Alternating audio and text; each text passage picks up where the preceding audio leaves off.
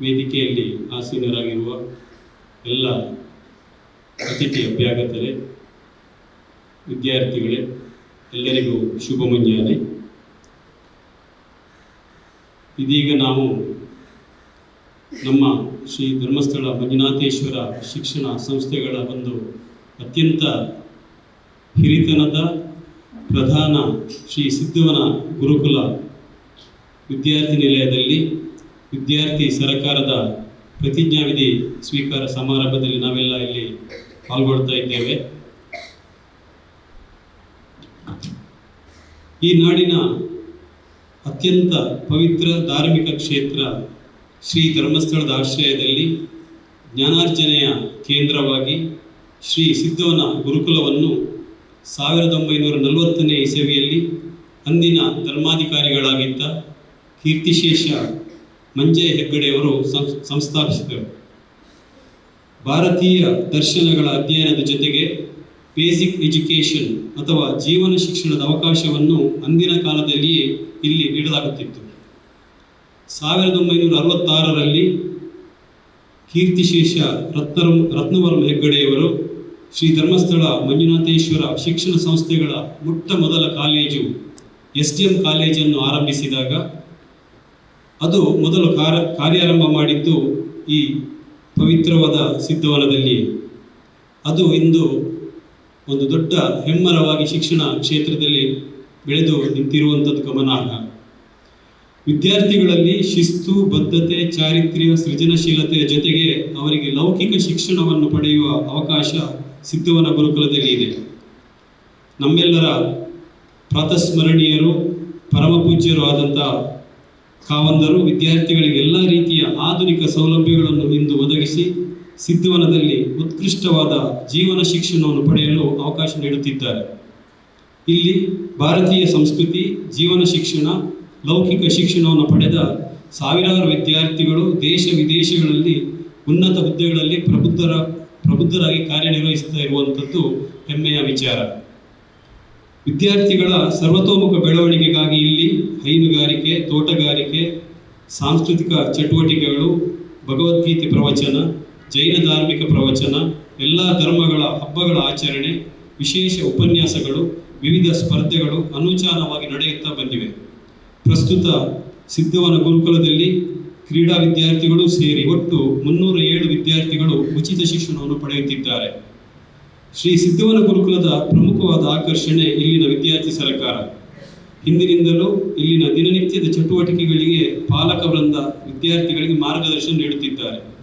ಆದರೆ ಎಲ್ಲ ಜವಾಬ್ದಾರಿಗಳನ್ನು ನಿರ್ವಹಿಸ್ತಾ ಇರುವಂಥದ್ದು ವಿದ್ಯಾರ್ಥಿಗಳ ಸರಕಾರ ಮತ್ತು ಅದರ ಮಂತ್ರಿಗಳೇ. ಶೈಕ್ಷಣಿಕ ವರ್ಷ ಆರಂಭದಲ್ಲಿಯೇ ಶ್ರೀ ಸಿದ್ಧವನ ಗುರುಕುಲದ ಸಂವಿಧಾನದ ಪ್ರಕಾರ ಗುರುಕುಲದ ಚುನಾವಣಾಧಿಕಾರಿಗಳು ಚುನಾವಣೆಯನ್ನು ನಡೆಸಿ ಆಡಳಿತ ಪಕ್ಷ ಮತ್ತು ಪ್ರತಿಪಕ್ಷವನ್ನು ಆಯ್ಕೆ ಮಾಡುತ್ತಾರೆ. ನಂತರದಲ್ಲಿ ಗುರುಕುಲದ ಗೌರವ ರಾಜ್ಯಪಾಲರಾದ ಪೂಜ್ಯ ಕಾವಂದರಿಂದ ಪ್ರಮಾಣ ವಚನವನ್ನು ಸ್ವೀಕರಿಸಿ ಇಡೀ ಶೈಕ್ಷಣಿಕ ವರ್ಷದ ಜವಾಬ್ದಾರಿಯನ್ನು ವಿದ್ಯಾರ್ಥಿಗಳೇ ನಿರ್ವಹಿಸುವುದು ಗುರುಕುಲದಲ್ಲಿ ನಡೆದುಕೊಂಡು ಬಂದ ಸಂಪ್ರದಾಯ. ಈ ಎಲ್ಲ ಚಟುವಟಿಕೆಗಳಿಗೆ ಪೋಷಕರು, ಮಾರ್ಗದರ್ಶಕರು ಪರಮ ಪೂಜ್ಯ ಕಾವಂದರು ಹಾಗೂ ಅವರ ಕುಟುಂಬ ವರ್ಗ. ಇಂದು ಶ್ರೀ ಸಿದ್ಧವನ ಗುರುಕುಲ ವಿದ್ಯಾರ್ಥಿ ಸರಕಾರದ ಪ್ರತಿಜ್ಞಾ ಸ್ವೀಕಾರ ಸಮಾರಂಭ ನಡೆಯುತ್ತಿದ್ದು, ಗುರುಕುಲದ ವಿದ್ಯಾರ್ಥಿ ಸರಕಾರದ ಗೌರವ ರಾಜ್ಯಪಾಲರಾದ ಪೂಜ್ಯ ಕಾವಂದರು ದಿವ್ಯ ಸಾನ್ನಿಧ್ಯವನ್ನು ಒದಗಿಸಿದ್ದಾರೆ. ಪ್ರಮಾಣ ವಚನವನ್ನು ಬೋಧಿಸಿ ಆಶೀರ್ವಾದ ನೀಡಲಿದ್ದಾರೆ. ಶ್ರೀ ಸಿದ್ಧವನ ಗುರುಕುಲದ ಪರವಾಗಿ ಇಲ್ಲಿ ನೆರೆದಿರುವ ಸರ್ವರ ಪರವಾಗಿ ಪೂಜ್ಯರಿಗೆ ಅತ್ಯಂತ ಭಕ್ತಿಪೂರ್ವಕ ಸ್ವಾಗತವನ್ನು ಕೋರುತ್ತೇವೆ.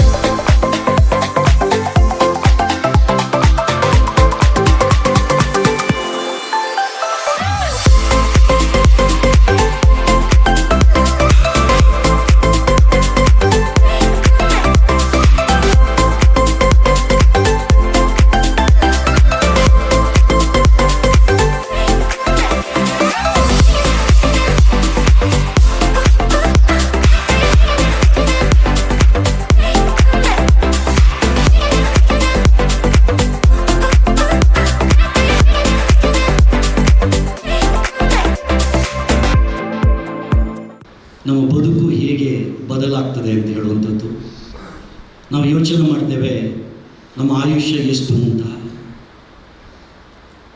ಮೈಕಲ್ ಜಾಕ್ಸನ್ ಯೋಚನೆ ಮಾಡ್ತಾನೆ, ನಾನು 150 ವರ್ಷ ಬದುಕಬೇಕು ಅಂತ.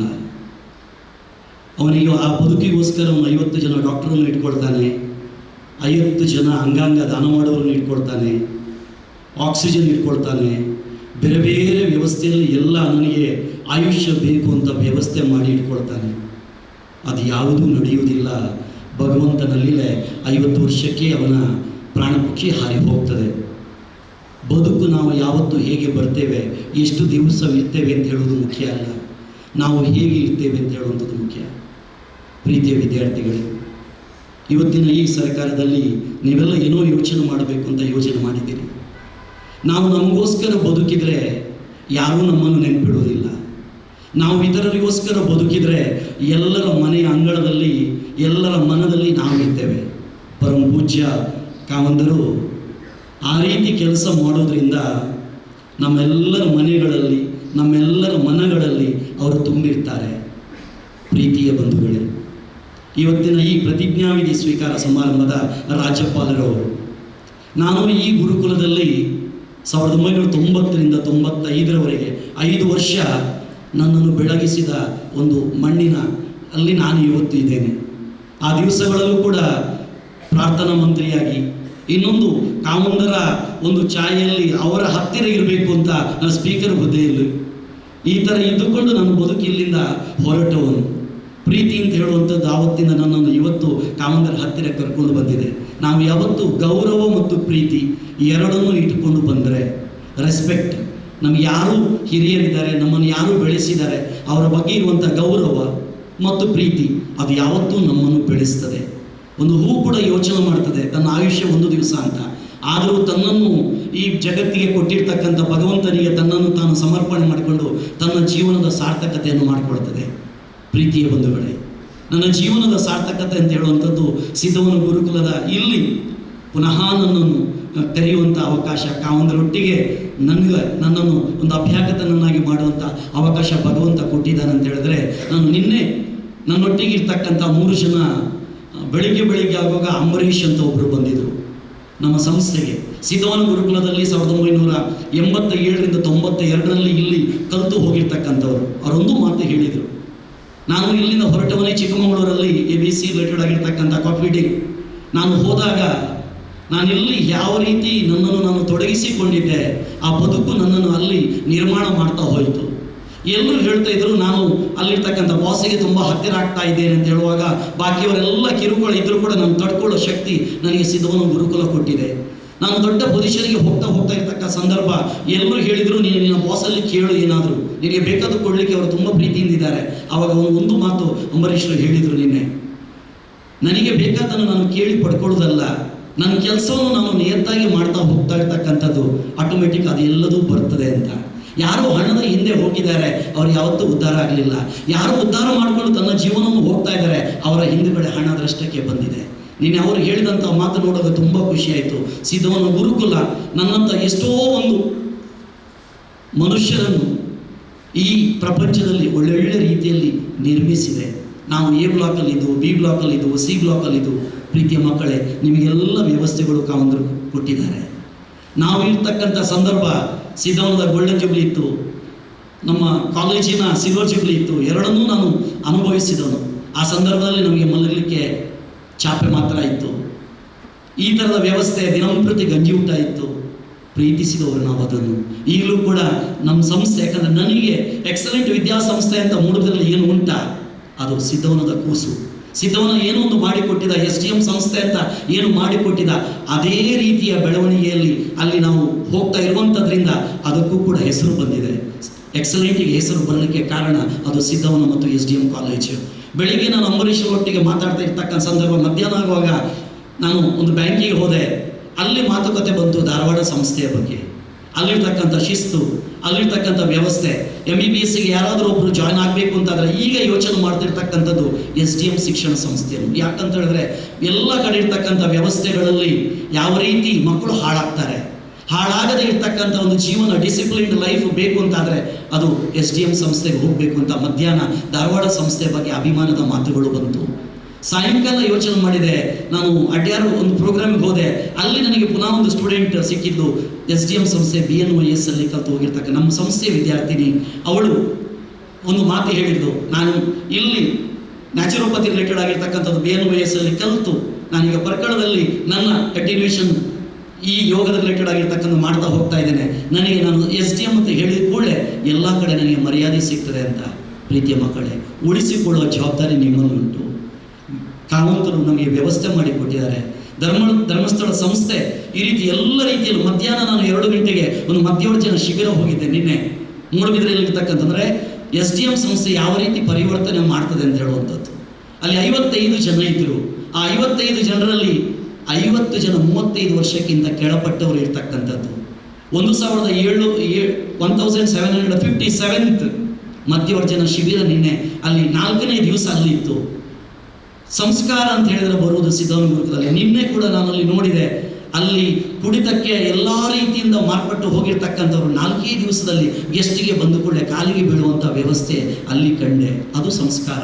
ಆ ಸಂಸ್ಕಾರ ನಮಗೆ ಈ ಸಂಸ್ಥೆಯಲ್ಲಿ ಸಿಗ್ತದೆ. ನಾನು ಈಗ ಏನು ಆಗಿದ್ದೇನಾ, ನಮ್ಮ ಸಂಸ್ಥೆಯಲ್ಲಿ ಏನು ಮಕ್ಕಳು ಸಂಸ್ಕಾರ ಅಂತ ಇದೇ ಬಿಳಿ ಡ್ರೆಸ್ಸಲ್ಲಿ ಅಲ್ಲಿ ಕೂಡ ಕೂತ್ಕೊಳ್ತಾರ, ಅದಕ್ಕೆ ಕಾರಣ ಸಿದ್ಧವನ ಗುರುಕುಲ. ಪ್ರೀತಿಯ ಮಕ್ಕಳೇ, ನಿಮಗೊಂದು ವ್ಯವಸ್ಥೆ ಸಿಕ್ಕಿದೆ. ಇಲ್ಲಿ ಸೋತ್ರೂ ಪೊಸಿಷನ್ ಉಂಟು, ಗೆದ್ದರೂ ಪೊಸಿಷನ್ ಉಂಟು. ಗೆದ್ದವರನ್ನು ಈ ಕಡೆ ಕೂತ್ಕೊಳಿಸಿದ್ದಾರೆ, ಸೋತವರನ್ನು ಉಪ ಅಂತ ಹೇಳುವಂಥ ಒಂದು ವ್ಯವಸ್ಥೆ ಮಾಡಿದ್ದಾರೆ. ಲೀಡರ್ ಅಂತ ಹೇಳೋನು ಯಾವತ್ತು ಒಂದು ನೋಸ್ ದ ವೇ, ಒಂದು ಶೋಸ್ ದ ವೇ, ಒಂದು ಗೋಸ್ ದ ವೇ ಅಂತ ಹೇಳ್ತೇವೆ. ನಮಗೆ ಮಾದರಿ ಧರ್ಮಸ್ಥಳ.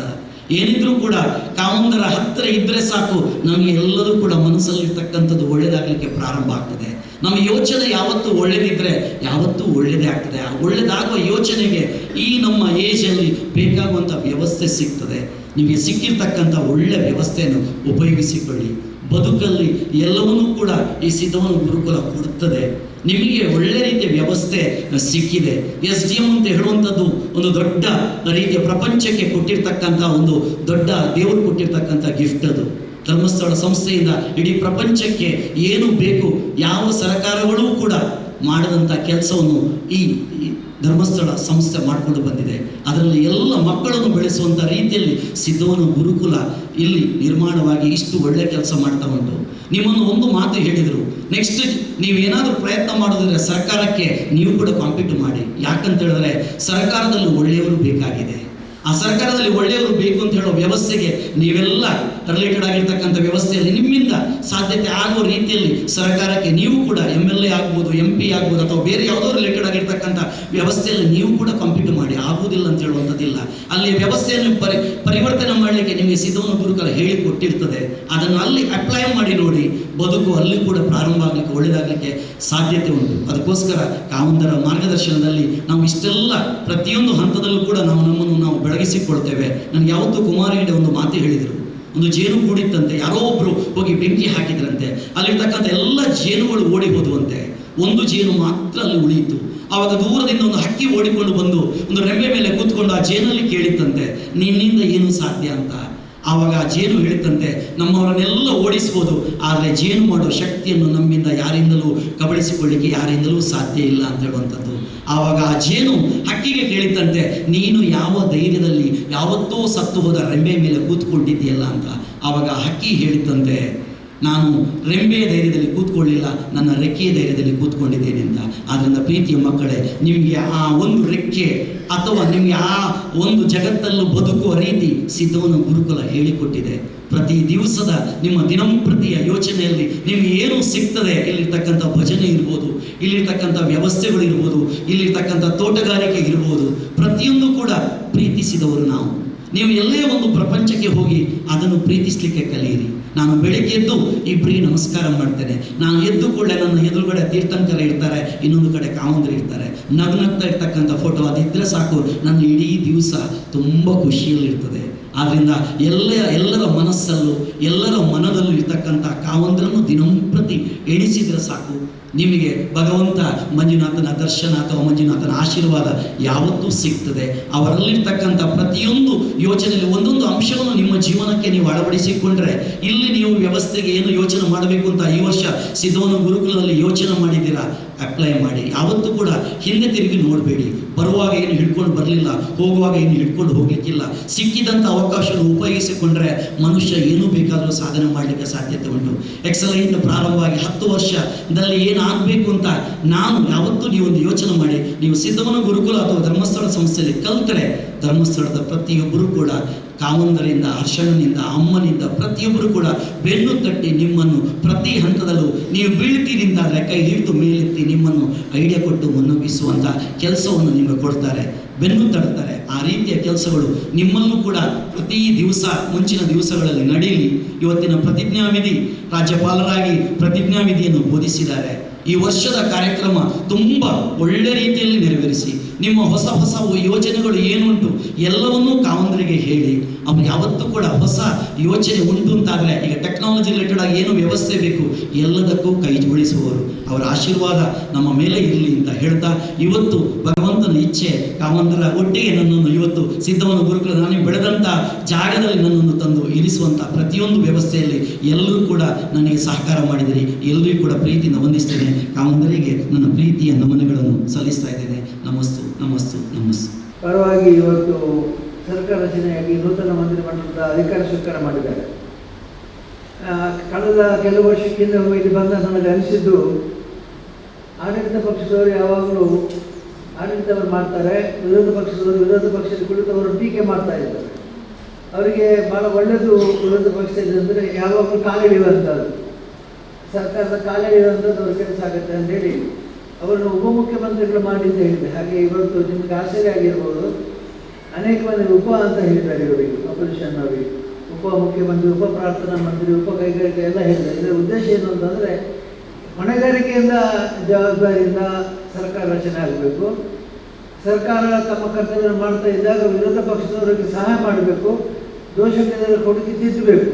ದೋಷ ಹುಡುಕೋದೇ ಅವರ ಕೆಲಸ ಅಲ್ಲ, ದೋಷವನ್ನು ತಿದ್ದುವಂಥದ್ದು ಅವರ ಕೆಲಸ ಅಂತೇಳಿ ಈ ರೀತಿ ಮಾಡಿದ್ದಾರೆ. ಅದನ್ನು ಮುಂದುವರಿಸಿಕೊಂಡು ಬಂದಿದ್ದಾರೆ. ನಮಗೆ ತುಂಬ ಸಂತೋಷ ಆಯಿತು.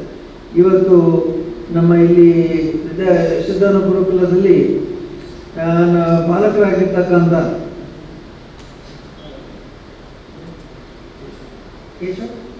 ಕೇಶವ ನಾಯ್ಕ್ ಈಗ ಎಲ್ಲ ವ್ಯವಸ್ಥೆಗಳನ್ನು ಚೆನ್ನಾಗಿ ನೋಡ್ಕೊಳ್ತಾ ಇದ್ದಾರೆ. ಮತ್ತು ಸರ್ಕಾರದಲ್ಲಿ ಇದುವರೆಗೆ ನಾವು ಅನೇಕ ಬದಲಾವಣೆಗಳನ್ನು ಗುರುಕುಲದಲ್ಲಿ ತಂದಿದ್ದೇವೆ. ಮುಖ್ಯವಾಗಿ ಆಹಾರ ಮಂತ್ರಿಗಳಿಗೆ ಸುಲಭ ಮಾಡಿದ್ದೇವೆ. ಮೊದಲು ಕಾಲೇಜಿಗೆ ಹೋದಾಗ ಕ್ಲಾಸಲ್ಲಿ ನಿದ್ದೆ ಮಾಡಿದರೆ ಸಿದ್ಧವನ ವಿದ್ಯಾರ್ಥಿಗಳು ಅಂತ ಕೇಳ್ತಿದ್ರಂತೆ. ಯಾಕೆಂದರೆ ಕಣ್ತುಂಬ್ತಾ ಇದ್ರು ಅಂತ, ಬೆಳಿಗ್ಗೆ ಗಂಜಿ ಊಟ ಮಾಡಿ ಕಣ್ತುಂಬ್ತಾ ಇದ್ರು. ಹಾಗಾಗಿ ನೀವು ಸಿದ್ಧವನ ವಿದ್ಯಾರ್ಥಿಗಳು ಹೌದು ಅಂತಂದರೆ ಹೌದು ಗೊತ್ತು, ನೀವು ಗಂಜಿ ಊಟ ಮಾಡ್ತಾರೆ ಬೆಳಿಗ್ಗೆ, ಹಾಗಾಗಿ ನಿದ್ದೆ ಮಾಡ್ತೀರಿ ಕ್ಲಾಸಲ್ಲಿ.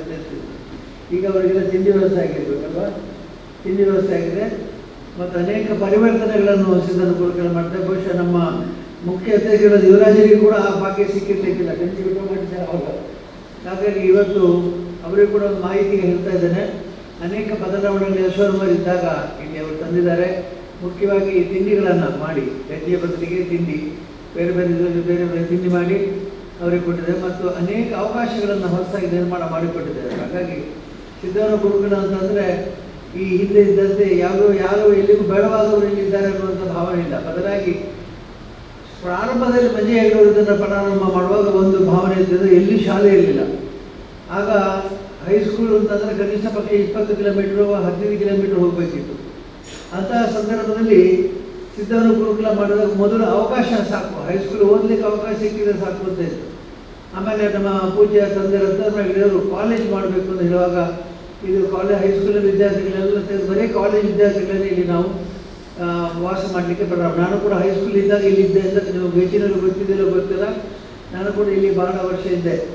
ನಾನು ಕೂಡ ಇದೇ ಸಿದ್ಧವನ ಗುರುಕುಲ ವಿದ್ಯಾರ್ಥಿಯಾಗಿದ್ದೆ. ಅಲ್ಲಿ ಜಿಂದಳಶಾಸ್ತ್ರಿಗಳು ಅಂತೇಳಿ ನಮ್ಮ ಭಾಳ ಹಿರಿಯ ವಿದ್ವಾಂಸರು ಸಂಜೆ ಹೊತ್ತಿನಲ್ಲಿ ಪಾಠಗಳನ್ನು ಹೇಳ್ಕೊಡ್ತಾ ಇದ್ದೆ. ನಮಗೆ ಗೀತೆ ಮತ್ತು ಭಾಗವತ ಮುಂತಾದ ಪ್ರವಚನ, ಜೈನ ಧರ್ಮ ಪ್ರವಚನ ಮಾಡ್ತಾ ಇದ್ದೆ.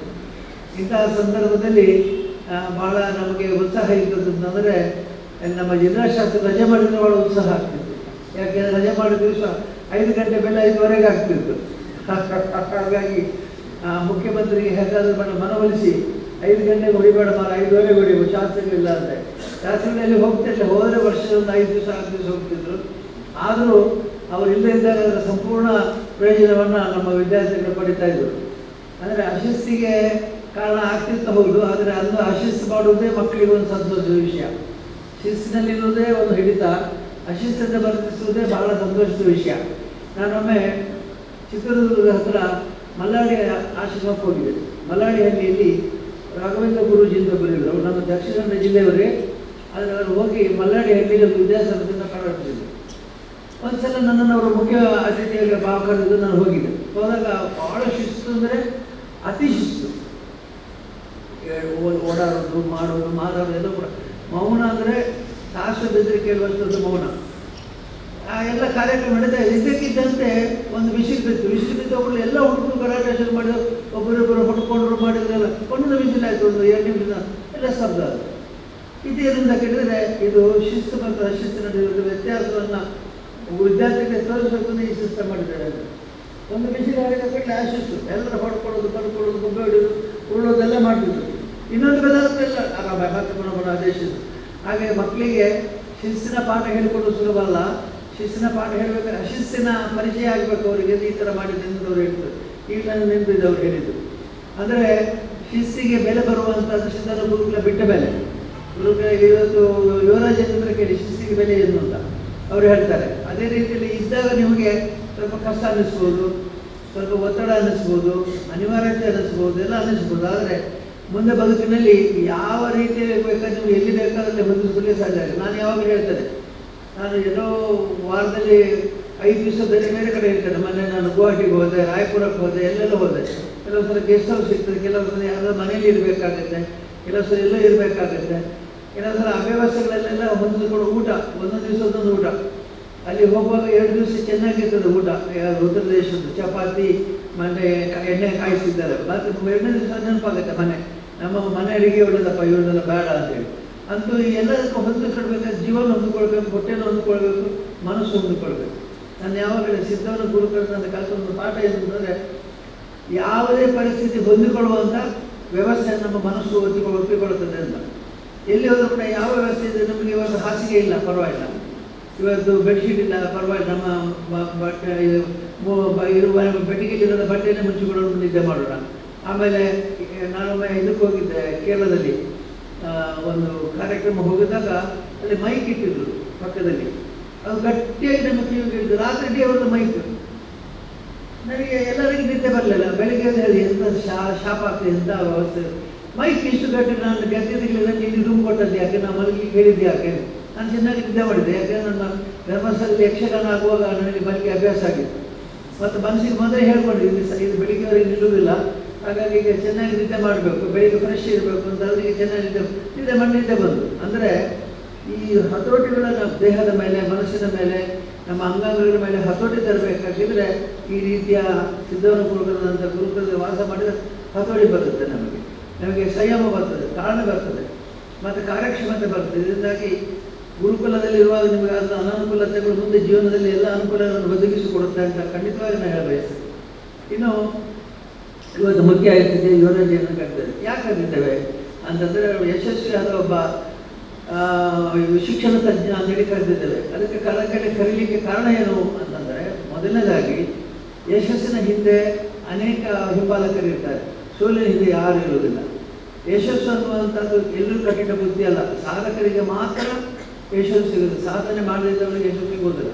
ಹಾಗಾಗಿ ಯಶಸ್ಸು ಸಿಗಬೇಕಾದ್ರೆ ಏನು ಮಾಡಬೇಕು ಅಂತಂದರೆ, ಹಠ ಹಿಡಿಬೇಕು, ತಾಳ್ಮೆ ಇರಬೇಕು, ಮತ್ತು ಅನೇಕ ರೀತಿಯಿಂದ ವ್ಯವಸ್ಥೆಗಳಂತಹ ತಮ್ಮ ಶಕ್ತಿಯನ್ನು ಹೊಂದಿಸಿಕೊಳ್ಬೇಕು. ಆ ಸಂದರ್ಭದಲ್ಲಿ ಬರುವಂಥ ಎಡರುಗಳನ್ನು ಎದುರಿಸಬೇಕು. ಆಗ ಯಶಸ್ಸು ಪಡೆದವರಿಗೆ ಯಾವತ್ತು ಯಶಸ್ಸು ಸಿಕ್ಕಿದಾಗ ಅವ್ರು ಹಿಂದೆ ಹಂತನೇ ಇರ್ತಾರೆ. ಇವರು ಭಾಳ ಯಶಸ್ಸು ಅಂತಂದರೆ ಅವರಿಗೆ ಕರೀತಾರೆ, ಗೌರವ ಕೊಡ್ತಾರೆ, ಮಾಲೆ ಹಾಕ್ತಾರೆ, ಪ್ರಶಸ್ತಿ ಕೊಡ್ತಾರೆ. ಒಮ್ಮೆ ಪ್ರಶಸ್ತಿ ಬಂದರೆ ಇನ್ನೊಮ್ಮೆ ಪ್ರಶಸ್ತಿ ಕೊಡೋದು ಯಾರು ಅವರೊಬ್ಬರು ಇದ್ದಾರೆ, ನಮಗೆ ಕೊಡಿ ಅವರಿಗೆ ಅಂತ ಹೇಳ್ತಾರೆ. ಆದರೆ ಅಷ್ಟು ಸಾಧನೆ ಮಾಡಬೇಕಾದ್ರೆ ತಾಳ್ಮೆ ಬೇಕು, ಸಂಯಮ ಬೇಕು, ಮತ್ತು ಅನೇಕ ರೀತಿಯ ಸಾಧನೆಗೆ ಬೇಕಾದ ಮನಸ್ಸಿನ ಪಕ್ವತೆ ಬೇಕು.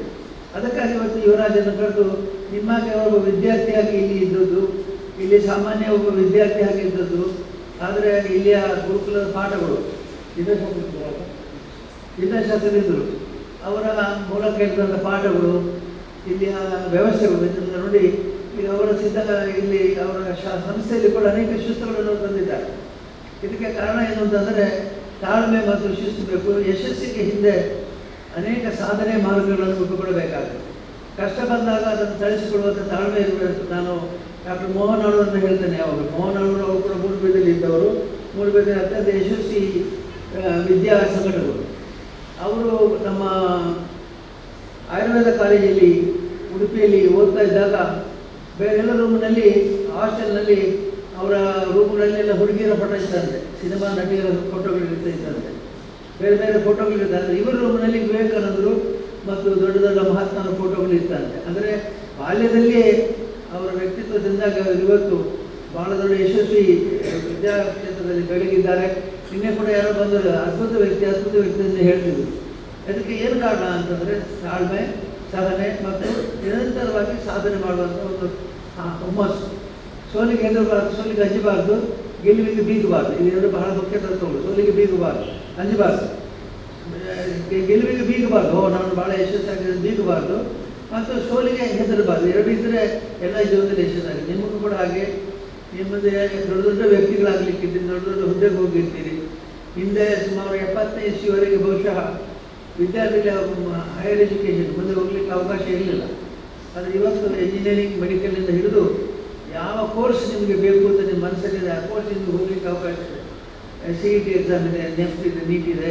ಇಂಥ ಪರೀಕ್ಷೆಗಳ ಮೂಲಕ ನೀವು ಸಾಧನೆ ಮಾಡ್ಬೋದು.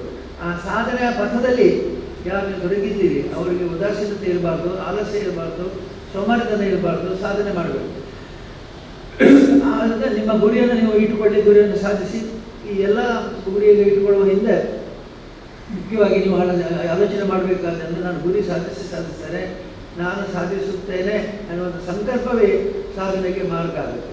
ಹಾಗಾಗಿ ನೀವೆಲ್ಲರೂ ಕೂಡ ಉಜ್ವಲವಾದ ಭವಿಷ್ಯವನ್ನು ಹೊಂದಿರಬೇಕು ಅನ್ನೋದೇ ನಮ್ಮೆಲ್ಲರ ಆಸೆ. ಇದು ಕೇವಲ ಡಿಗ್ರಿಯಾಗಿ PUC ಆಗಿ ಇಲ್ಲಿ ಹೊರಗೆ ಹೋಗೋದು ಮುಖ್ಯ ಅಲ್ಲ. ಬೇರೆ ಯಾವುದಾದ್ರೂ ಅವಕಾಶಗಳನ್ನು ದೊರೆತಾಗ ಅದನ್ನು ಹೇಗೆ ಭಾಷಿಕೊಡ್ತೀನಿ, ಹೇಗೆ ಅದನ್ನು ಉಪಯೋಗಿಸ್ಕೊಳ್ತೀನಿ ಅನ್ನೋದು ಭಾಳ ಮುಖ್ಯ. ನಮ್ಮ ಏನೋ ಎಲ್ಲ ಹಾಸ್ಟೆಲ್ಗಳಲ್ಲಿ ವ್ಯವಸ್ಥೆ ಇದೆ, ಆದರೆ ಎಲ್ಲ ಕಡೆ ಸುವ್ಯವಸ್ಥೆ ಇದೆ ಅಂತ ಹೇಳಲಿಕ್ಕಾಗೋದಿಲ್ಲ. ಒಂದೊಂದು ಕಡೆ ಒಂದೊಂದು ರೀತಿ ಇರುತ್ತೆ. ಒಂದು ನಾನು ಹೇಳ್ತೇನೆ, ಹಾಸ್ಟೆಲ್ಗಳಲ್ಲಿ ಹೋದಾಗ ನಾಲಿಗೆ ರುಚಿ ಕೆಟ್ಟ ಒಬ್ಬ ಆಹಾರಕ್ಕೆ ಹೊಂದಿಕೊಳ್ಬೇಕು ಅಂತ. ಅಂದರೆ ಇವರ ಬಾಯಿ ರುಚಿಗೆ ಒಬ್ಬರು ಮಾಂಸಾಹಾರಿಗಳಿರ್ಬೋದು, ಸಸ್ಯಾಹಾರಿಗಳಿರ್ಬೋದು. ಅಂದರೆ ತಾಯಿ ಮುದ್ದಿನಿಂದ ನನಗೆ ತಿನ್ನಿಸಿ ಒಳ್ಳೆಯ ಆಹಾರ ಕೊಟ್ಟು ಅಭ್ಯಾಸ ಮಾಡಿರ್ಬೋದು. ಹಾಸ್ಟೆಲ್ಗೆ ಬಂದ ತಕ್ಷಣ ಯಾರು ಅಡುಗೆ ಮಾಡುವಂಥ ಅಡುಗೆ, 500 ಜನಕ್ಕೆ ಮಾಡುವಂಥ ಅಡುಗೆ, 1000 ಜನಕ್ಕೆ ಮಾಡುವಂಥ ಅಡುಗೆ, ಅದರಲ್ಲಿ ಎಲ್ಲ ರುಚಿ ಬರಲಿಕ್ಕೆ ಸಾಧ್ಯವೇ ಇಲ್ಲ. ಹಾಗಾಗಿ ನಾನು ಹೇಳಿದ್ರೆ ನಾಲಿಗೆ ರುಚಿ ಕೆಡಿಸ್ಕೊಡ್ಬೇಕು ಮೊದಲು. ಸ್ಪಾಯ್ಲ್ ದಟ್ ಟಂಗ್, ಆಮೇಲೆ ದೇರ್ ಗುಡ್ ಫುಡ್ ಅಂತ. ಇದೇ ಆಹಾರಕ್ಕೆ ಹೊಂದಿಕೊಳ್ತೇನೆ ಅಂತ ಹೇಳ್ಬೇಕು. ಹಾಗೆ ಎಲ್ಲವನ್ನು ಹೊಂದಿಕೊಳ್ಬೇಕು. ಕ್ಲಾಸ್ ರೂಮಲ್ಲಿ ಹೊಂದಿಕೊಳ್ಬೇಕು, ಹಾಸ್ಟೆಲ್ಲಿ ಹೊಂದಿಕೊಳ್ಬೇಕು, ವಸತಿ ಗೃಹದಲ್ಲಿ ಹೊಂದಿಕೊಳ್ಬೇಕು. ಹಾಗೆ ಹೊಂದಿಕೊಳ್ಳುವಂಥ ಜಾಯಮಾನ, ಟಾಲರೆನ್ಸ್ ಇದ್ದರೆ ಮುಂದೆ ನಿಮ್ಮ ಬದುಕಿನಲ್ಲಿ ಭಾಳ ದೊಡ್ಡ ಶಕ್ತಿಯಾಗದು ಪಡೆದಂತೆ. ಹೀಗಾಗಿ ನೀವು ಕೂಡ ಇಲ್ಲಿ ಇದರ ವಿದ್ಯಾರ್ಥಿಗಳು ಯೋಗಾಭ್ಯಾಸವನ್ನು ಮಾಡ್ತೀರಿ, ಕೃಷಿ ಮಾಡ್ತೀರಿ, ಹೈನುಗಾರಿಕೆ ಮಾಡ್ತೀರಿ. ಹೈನುಗಾರಿಕೆ ಅದ್ಭುತವಾದ ಹೈನುಗಾರಿಕೆಯನ್ನು ಮಾಡ್ತೀರಿ. ಇದನ್ನು ನೋಡಿ ಎಲ್ಲರೂ ತಿಳ್ಕೊಳ್ಬೇಕೆಂದ್ರೆ ಹೈನುಗಾರಿಕೆ ಅಂತಂದರೆ ಲಾಭಕ್ಕೆ ಮಾಡುವಂಥದ್ದಲ್ಲ, ಅದರ ಪ್ರಕೃತಿ ಆರಾಧನೆ, ಪ್ರಕೃತಿಯ ಆರಾಧನೆ ಮಾಡುವಂಥ ಹೈನುಗಾರಿಕೆ. ಅದರಲ್ಲಿ ಬರುವಂಥ ಯಶಸ್ಸು ಏನಿದೆ, ಹಾಲೇನಿದೆ ಅದನ್ನು ನೀವು ಕುಡಿತೀರಿ ಮತ್ತು ಹೆಚ್ಚು ಉತ್ಪತ್ತಿ ಬೇರೆ ಕಡೆಗೆ ಅದನ್ನು ಕೊಡ್ತೀರಿ. ಅಂತೂ ಈ ಎಲ್ಲದಕ್ಕೂ ಇಲ್ಲಿ ಮಾನವೀಯ ಮೌಲ್ಯಗಳಿಗೆ ಅವಕಾಶ ಇದೆ ಅಂತ ನಿಮಗೆ ಹೇಳ್ತಾ ನಿಮ್ಮ ವ್ಯಕ್ತಿತ್ವ ನೀವು ಬೆಳೆಸ್ಕೊಳ್ಬೇಕು. ಸರ್ಕಾರ ಅನ್ನುವಂಥದ್ದು ಇವತ್ತು ಅನೇಕ ಪ್ರೋಗ್ರಾಮ್ಗಳನ್ನು ಹಾಕಿದ್ದಾರೆ. ಅವರು ಹೇಳ್ತಾರೆ ಎಲ್ಲ ಸಮಗ್ರವಾಗಿ ಬೆಳೆಸ್ಕೊಳ್ತೇವೆ, ಹೈನುಗಾರಿಕೆ ವಿಭಾಗದಲ್ಲಿ ಹಾಲು ಜಾಸ್ತಿ ಮಾಡ್ತೇವೆ, ಹಸುಗಳ ಆರೋಗ್ಯದ ಪ್ರತಿ ತಿಂಗಳಿಗೆ ಒಂದು ಬಾರಿ ಅವರನ್ನು ತಪಾಸಣೆಗೊಳಪಡಿಸ್ತೇವೆ, ತರಕಾರಿ ಬೆಳೆಸ್ತೇವೆ, ಇತ್ಯಾದಿ ಅನೇಕ ಯೋಜನೆಗಳನ್ನು ಹಾಕ್ಕೊಂಡಿದ್ದೇವೆ. ಈ ಎಲ್ಲ ಯೋಜನೆಗಳು ಕಾರ್ಯಗತ ಆಗಲಿಕ್ಕೆ ನಿಮಗೆ ಸುಲಭ ಇದೆ, ಬೇಕಾದಂಥ ವ್ಯವಸ್ಥೆ ಇದೆ, ಕಾಲೇಜಲ್ಲಿ ಇದೆ. ಮತ್ತು ಈಗ ಇದು ನಮ್ಮ ಹೈನುಗಾರಿಕೆ ಕೋರ್ಸ್ ಡೈರಿ ಕೋರ್ಸ್ ಉಂಟಾ? ಇಲ್ಲ, ಮೊದಲಿತ್ತು. ಮೊದಲು ಡೈರಿ ಕೋರ್ಸ್ ಇದ್ದಾಗ ನಮ್ಮಲ್ಲಿ ಇರುವಂಥ ಡೈರಿ ಕೋರ್ಸ್ ಓದಿದವರು. ಹಾಗಾಗಿ ನಿಮಗೆ ಏನು ವ್ಯವಸ್ಥೆ ಬೇಕಾಗಿ ಹತ್ತಿರದಲ್ಲಿದೆ, ಮಾಡಲಿದೆ, ನಮ್ಮ ವರ್ಧಮಾನದಲ್ಲಿದೆ, ಧರ್ಮಸ್ಥಳದಲ್ಲಿದೆ. ಬೇಕಾದಂಥ ಎಲ್ಲ ಅನುಕೂಲಗಳನ್ನು ನೀವು ಪಡೆಯಬಹುದು. ಇಂಥ ಅನುಕೂಲತೆಗಳನ್ನು ಪಡೆದುಕೊಂಡು ಯಶಸ್ವಿಯಾಗಿ ನಿಮ್ಮ ಶಿಕ್ಷಣವನ್ನು ಮುಂದುವರಿಸಿ. ಸಿದ್ಧವಾದ ಗುರುಕುಲದ ವಾಸ ಅನ್ನುವಂಥದ್ದು ಈಗ ಯುವರಾಜರು ಹೇಳಿದಾಗ ಮತ್ತು ಇದು ಸದಾ ಸ್ಮರಣೀಯವಾಗಿರಬೇಕು. ಎಲ್ಲಿ ಹೋಗಿ ನೀವು 50 ವರ್ಷದ ಮೇಲೆ ರಿಟೈರ್ ಆಗೋ ಬಂದ ಮೇಲೆ ಕೂಡ ಹೇಳಬೇಕು, ನಮಗೆ ಸಿದ್ಧವಾದ ಗುರುಕುಲ ತುಂಬ ಉಪಯೋಗ ಆಯಿತು ಅಂತ. ಭಾಳ ಜನ ಧರ್ಮಸ್ಥಳದಲ್ಲಿ ಈಗ ಹೇಳ್ತಾರೆ. ನಾನು ಅಲ್ಲಿ ಮೊನ್ನೆ ನಮ್ಮ ದೇವರಾಜ್ ವಕೀಲರು ಬಂದಿದ್ದರು. ಅವರು 45ನೇ ಇಸ್ವಿಯಲ್ಲಿ ಇಲ್ಲಿ 1945ನೇ ಇಸ್ವಿಯಲ್ಲಿ ಅವರು ಇಲ್ಲಿ ಇದ್ದರು. ಹಾಗೆ ಇನ್ನೂ ಹೈಸ್ಕೂಲ್ ಪ್ರಾರಂಭ ಆಗಿರಲಿಲ್ಲ ಅಂತೆ. ಆವಾಗ ಅವರು ಇದರಿಂದ ಸ್ಮರಣೆ ಮಾಡ್ತಿದ್ರು. 90 ವರ್ಷ ಪ್ಲಸ್ ಆಗಿರೋದು. ಹಾಗಾಗಿ ಅನೇಕ ಇಲ್ಲಿ ಟೀಚರ್ಸ್ TCH ಟ್ರೈನಿಂಗ್ ಇತ್ತು, ಇನ್ನೊಂದು ಇತ್ತಲ್ಲ, ಅನೇಕ ವ್ಯವಸ್ಥೆಗಳಿತ್ತು. ಆದರೆ ನಾವೆಲ್ಲ ಇದ್ದಾಗ ಕೂಡ ನಮಗೇನು ವ್ಯವಸ್ಥೆ ಇರಲಿಲ್ಲ. ನಾವು ಕೂಡ ಇವರು ಹೇಳಿದಾಗ ABC ಇತ್ತು. ಹಾಗಾಗಿ ಎಲ್ಲ ವ್ಯವಸ್ಥೆಗಳನ್ನು ಕೂಡ ನಾವು ಏನು ಮಾಡಿದರೂ ಕೂಡ ಅದನ್ನು ಹೊಂದಿಕೊಂಡು ಹೋಗುವಂಥ ಜಾಯಮಾನದಿಂದಾಗಿರಬೇಕು. ಅಭ್ಯಾಸ ಮುಂದುವರಿಸಿ ಒಳ್ಳೆಯ ಫಲಿತಾಂಶವನ್ನು ಪಡ್ಕೊಂಡು ಹೈಯರ್ ಎಜುಕೇಷನ್ ಮೇಲ್ದರ್ಜೆಯ ಶಿಕ್ಷಣಕ್ಕೆ ಬೇಕಾಗುವಂಥ ಅನುಕೂಲಗಳನ್ನು ಎಲ್ಲ ಪಡೆದುಕೊಳ್ಳಿ ಅಂತ ಹೇಳ್ತಾ ಮತ್ತೊಮ್ಮೆ ನಿಮ್ಮ ನೂತನ ಸರ್ಕಾರ ಅಭಿನಂದನೆ ಸಲ್ಲಿಸುತ್ತಾ ಇವತ್ತು ಈ ಸರ್ಕಾರಕ್ಕೆ ಸತೀಶ್ಚಂದ್ರವರು ಮಾರ್ಗದರ್ಶನ ಕೊಡ್ತಾರೆ, ಪೂರಣ್ಣ ಅವರು ಮಾರ್ಗದರ್ಶನ ಕೊಡ್ತಾ ಇದ್ದಾರೆ. ನಿಮ್ಮ ಕೋರಿಕೆಗಳನ್ನು ಅವರ ಮೂಲಕ ಸಾಧಿಸಿಕೊಳ್ಳಿ ಮತ್ತು ಹೆಚ್ಚಿನ ಪ್ರಯೋಜನ ಪಡ್ಕೊಳ್ಳಿ ಅಂತ ಹೇಳ್ತಾ ನೂತನ ಸರ್ಕಾರ ಮತ್ತು ಅವರ ವಿರೋಧ ಪಕ್ಷದ ಎಲ್ಲ ನಾಯಕರಿಗೆ ಕೂಡ ಅಭಿನಂದನೆ ಸಲ್ಲಿಸ್ತಾ ಇನ್ನು ಮುಂದೆ ನಿಮ್ಮ ಯಶಸ್ವಿ ಸರ್ಕಾರ ಫಲ ಸಿದ್ಧವನಕ್ಕೆ ಸಿಗಲಿ, ವಿದ್ಯಾರ್ಥಿ ಜೀವನಕ್ಕೆ ಸಿಗಲಿ ಅಂತ ಹೇಳ್ತಾ ಶುಭವನ್ನು ಹಾರೈಸ್ತೇನೆ. ಮುಂದಿನ ದಿವಸಗಳಲ್ಲಿ ಯಶಸ್ವಿ ಸಿದ್ಧವನ ಗುರುಕುಲ ಆಗಲಿ ಅಂತ ಹೇಳ್ತಾರೆ.